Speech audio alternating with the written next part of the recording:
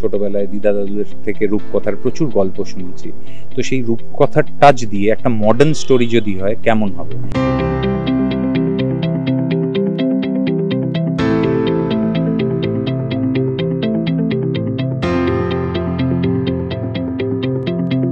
যেহেতু একটা horror fantasy, যেখানে ভয় আছে, কিন্তু ভয়ের থেকে বেশি আছে হচ্ছে সুপার পাওয়ার।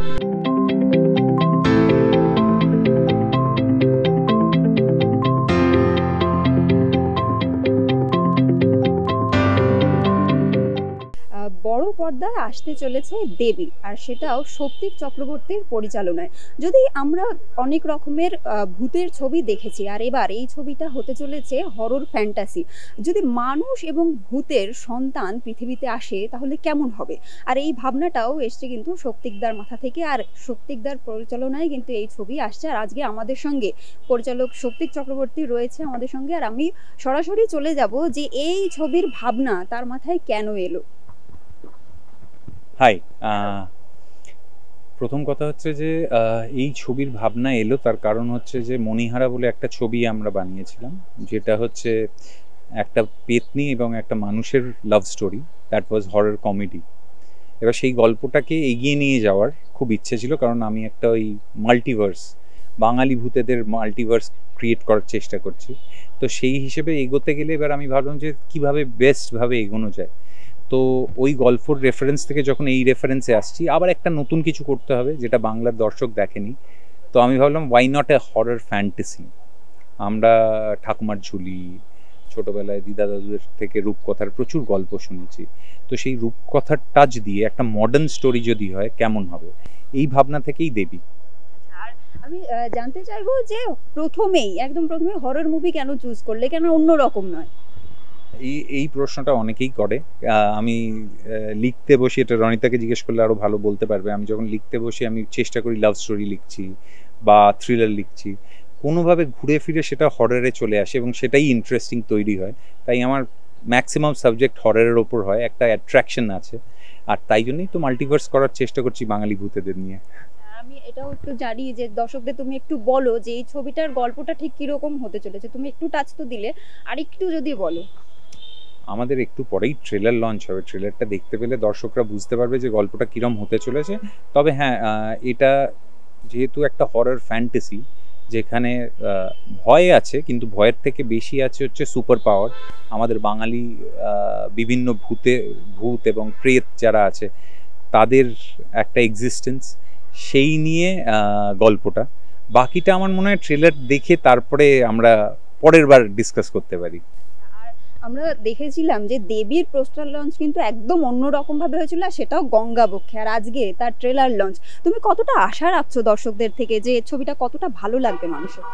দেখো, দর্শকদের থেকে আশা রাখার থেকে দর্শকরা তাদের সময়, তাদের টাকা খরচা করে হলে আসবে সিনেমা দেখতে। তাদের আমরা কি দিতে পারছি সেটা খুব ইম্পর্ট্যান্ট আমার মনে হয়। যদি ভালো গল্প হয়, দর্শকরা নিজের থেকেই এসে দেখে, কারণ আমরা তো এন্টারটেইন করার জন্যে আছি। আমি যদি একটা ভালো গল্প বানিয়ে তাদের দিতে পারি, তাদের ইমোশন যদি কোথাও ছুঁতে পারি, তারা যে সময়টা ইনভেস্ট করে হলে আসছে, তাদের যদি মনে হয় হ্যাঁ বেশ একটা মজাদার সময় কাটালাম, তাহলে তারা নিজেরাই দেখবে। ওয়ার্ড অফ মাউথে আজকে বাংলা ইন্ডাস্ট্রি চলছে। যে সিনেমা ভালো হচ্ছে, যে গল্প ভালো লাগছে, দর্শকরা নিজেরা যাচ্ছে, অন্যদের বলছে যা গিয়ে এই সিনেমাটা দেখে আয়। তো আমার এক্সপেকটেশন সেটাই যে এমন একটা গল্প আমি বলতে চলেছি যেটা আমাদের রেগুলার লাইফে হয়, কিন্তু আবার এমন কিছু ঘটনা হয় যেটা আমরা ইম্যাজিন করি যে আমার কাছে যদি এই সুপার পাওয়ারটা থাকতো তাহলে আমি কি করতাম। তো এই জিনিসগুলো মানুষ খুব রিলেট করবে, করে নিশ্চয়ই পাশের লোকেদের বলবে যে যাও দেবী দেখে এসো। এই এক্সপেকটেশন নিয়ে আছি। এটা যদি আমি জিজ্ঞেস করি যে খেলা শুরু, দেবী, মণিহারা তিনটে ছবিতেই রনিতা দি তোমার নায়িকার হয়েছে, হ্যাঁ কেন? অন্য কেউ নয় কেন? আমার সঙ্গে আমি আরও 2-3টে কাজ করেছি, যেমনি ধরো অন্দরমহল, এনক্রিপ্টেড, পায়েল, ঐশ্বরিয়া, তারাও আছে। এরকম ব্যাপার নয় যে আমি শুধু রনিতাকে নিয়ে কাজ করি। যেহেতু মণিহারাতে রনিতা মণি পেতনির চরিত্রে ছিল, যেহেতু সিকুয়াল, তাই জন্য রনিতাকে এটায় থাকার 100% দরকার। আর খেলা শুরু আমাদের প্রথম প্রজেক্ট ছিল। সেই চরিত্রটা আমার মনে হয়েছিল যে রনিতার থেকে বেটার কেউ করতে পারবে না সেই মুহূর্তে দাঁড়িয়ে, তাই রনিতাকে কাস্ট করা হয়েছিল। আর রনিতার ক্ষেত্রে আমার সুবিধা কি হয়, আমার আর ওর ওয়েভলেন্থ প্রচণ্ড ম্যাচ করে, আমি যেহেতু ওকে ভালো করে চিনি অ্যাজ ডিরেক্টর, অনেক সুবিধা হয় যে আমি কিছু চাইলে সেটা ও ঝট করে ধরতে পারে, সেই ফ্রিনেস, সেই কাজ করার কমফর্টটা আছে আমাদের একে অপরের সঙ্গে। তো তাই জন্যে বেশিরভাগ রনিতাকে দেখা গেছে। বাট হ্যাঁ, তার মানে এই নয় যে আমার বাকি সবাই বন্ধু বান্ধব, এবং তাদের সঙ্গেও কথা হয়েছে প্রজেক্ট নিয়ে। আগে আমরা এক্সপেক্ট করছি যে অন্য অনেকে থাকবে আমাদের ইন্ডাস্ট্রির যাদের সঙ্গে কাজ হবে, সঙ্গে রনিতাও থাকবে। আমি জিজ্ঞেস করি যে ধন্যী মেয়ে সোহাগী সিঁদুর এখানে তোমাদের আমরা জুটি হিসেবে পেয়েছিলাম, আবার কবে তোমাকে আমরা দেখতে পাবো? মানে জুটি হিসেবে না, জুটি হিসেবে এটা তো আমাদের হাতে নেই। এটা হচ্ছে যে যদি কখনো কোনো চ্যানেল ভাবে যে সোহাগী বা ধন্যী মেয়ের মতন জুটিটাকে ফেরত আনতে চাইবে, সেইটা আমাদের কাছে এলে এবং আমরা দুজন যদি সেই প্রজেক্টের সঙ্গে অ্যাসোসিয়েট হওয়ার মতো সিচুয়েশনে থাকি, ডেফিনেটলি দেখতে পাবে। কিন্তু আমি দর্শকদের কাছে থ্যাঙ্কস বলতে চাই যে এখনো ধরো ধন্যী মেয়ে এত পুরনো প্রজেক্ট, যেখানে রিজু কোয়েলের জুটিটা এখনো লোকে মনে রেখেছে, এখনো লোকে সেই মানে আমার পাড়ায় রিজু রিজু বলে ডাকে, আমার নাম পাল্টে গেছে। তো নীল বেশি ফেমাস জলনুপুরের, কিন্তু তাও একটা অংশের লোক আছে যারা রিজু বলে ডাকে। তো এই ভালোবাসাটা ইজ ট্রিমেন্ডাস, মানে এত বছর পরেও লোকে যে মনে রেখেছে এই জুটিটাকে এইভাবে, রিজু কোয়েলের জুটি, I am very thankful about it. এই যে তুমি যেটা বলছো যে লোকের ভালোবাসা তুমি ছোট পর্দা থেকে এরকম ভাবে পেয়েছো, তাহলে পরিচালনায় চলে গেলে কেন?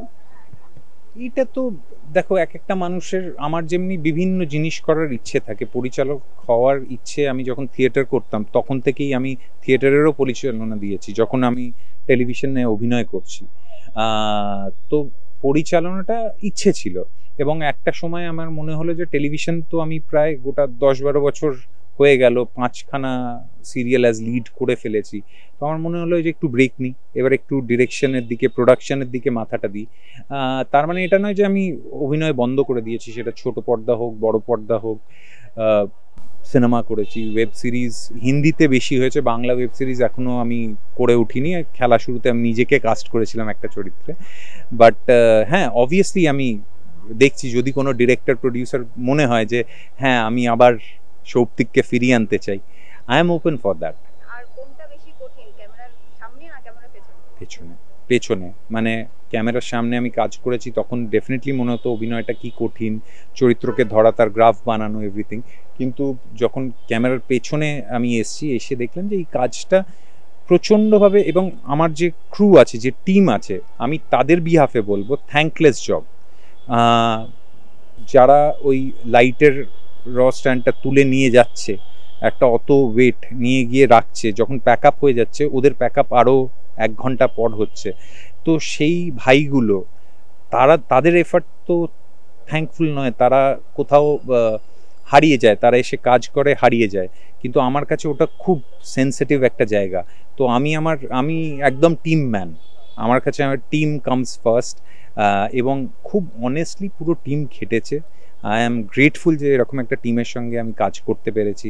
আমার এডি টিম হোক, আমার ক্রিয়েটিভ টিম হোক, ডিওপি টিম হোক, মিউজিকের যারা কাজ করেছে, মিউজিক ডিরেক্টর, সবাই এভরিওয়ান, মানে স্টোরি থেকে শুরু করে প্রত্যেকটা জিনিস, ইভেন পোস্টে যে সাপোর্ট পেয়েছি, আই এম ভেরি থ্যাঙ্কফুল।